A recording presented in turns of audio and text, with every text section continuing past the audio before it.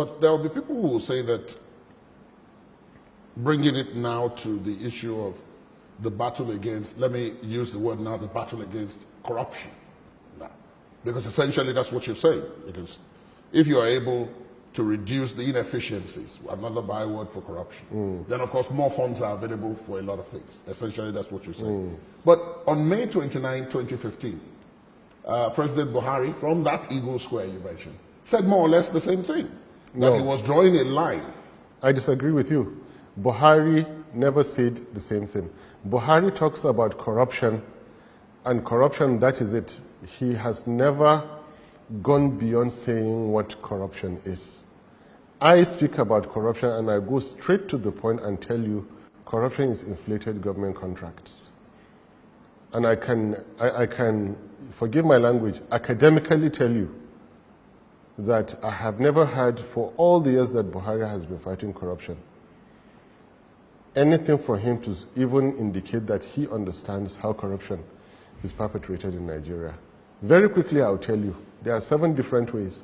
First one is inflated government contracts, which are responsible anything between 55 to 65% of the quantum of corruption. Second one is unreported, unremitted revenue.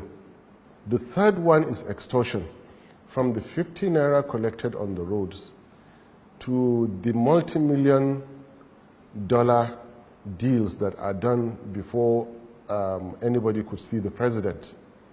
Fourth one is conversion of public property into private. Fifth one is misuse of security vote.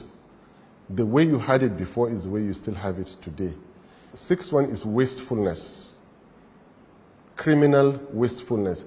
Anything you can create to spend money recklessly on.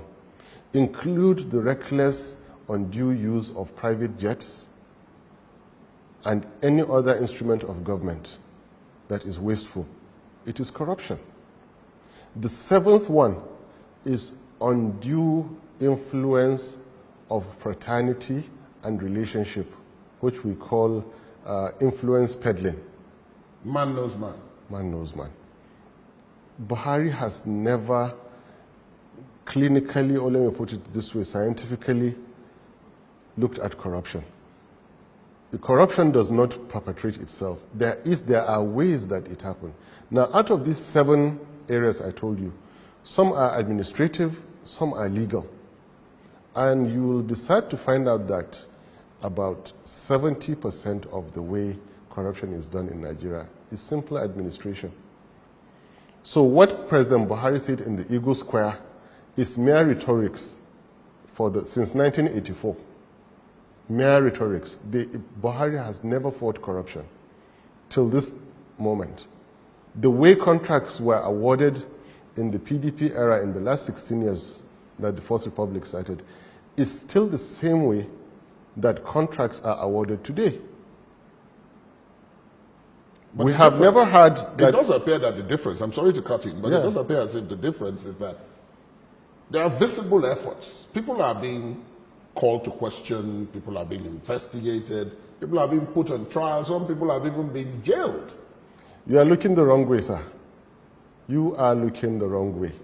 And it is this typical kind of mentality that Buhari has harvested throughout his political career. Now, the mere fact of arresting somebody does not address the issue of corruption. It addresses the criminality aspect. What we should be technically interested in, how did that act of criminality happen? They inflated a contract. How will you stop it? Control the mechanism. You no longer can inflate contracts because there are limits to what you can add. Logical limits, mathematical limits to what you can add. And by the way, PDP government, right from Obasanjo's time, had been apprehending and arresting and convicting people. Those who are jailed now, if you trace it, you will find out that their cases began during the PDP governments. I don't see what Buhari is doing now really as fighting corruption. For the past 26 years, I have been interested in writing a book on the Naira. I have not been able to write the book, but I have been monitoring the movement of the Naira, the fluctuations, and major events that happen as the Naira slides. I regret to inform you that since May 2015, what I noticed is that the moment Naira drops, a major arrest is made. And this is only done to cover the failures of the government. Each time the Naira drops? Each time the Naira drops, a major arrest is made? Yeah. Does that then positively affect the value? No, it positively affects the psyche of Nigerians who think that Buhari is working. Meanwhile, the net worth of Nigeria continues to be eroded.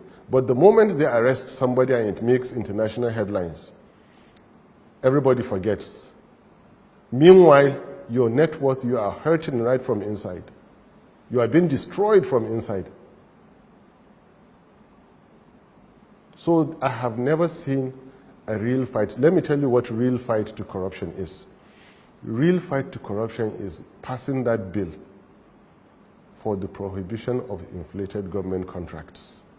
That is, you would have solved between 55 to 65% of corruption in Nigeria.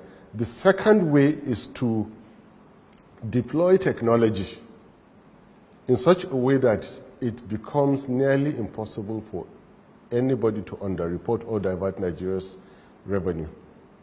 Now you're talking about MDAs which are supposed to remit revenue. Deploy the right technology.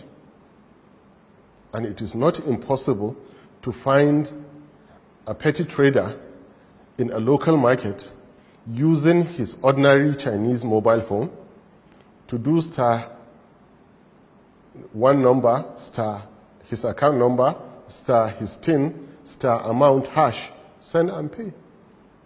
Simple. Go online and print your certificate and have it on your wall. You are a taxpayer. Why make paying tax so difficult? Technology should be deployed to make life easy. There are many people who I know want to pay tax, but it is nearly impossible for them to pay tax.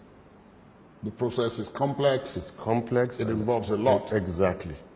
And costs as well. Exactly. And then you can lead by example to stop extortion. Because when you surround yourself in the villa with friends and relatives and cronies, the natural tendency is for them to extort money from business people, from politicians before they get to see you. So don't do that. Surround yourself with technocrats and competent politicians who will manage the affairs of the country, not a nephew who was never elected to treat government files. That is how to fight corruption.